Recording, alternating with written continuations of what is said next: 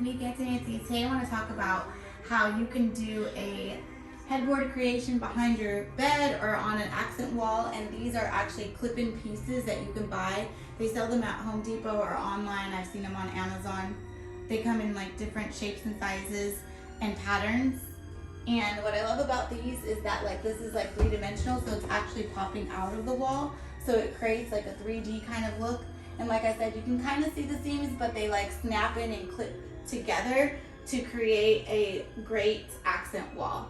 Again, they have them in different shapes and sizes. Home Depot, Amazon, Wayfair, any of those places have them. And then again, you see the wall sconce that we had on a previous Fancy Friday. I love this look. They're using it here. It just makes it look more sexy and intimate for a bedroom, and I happen to love that.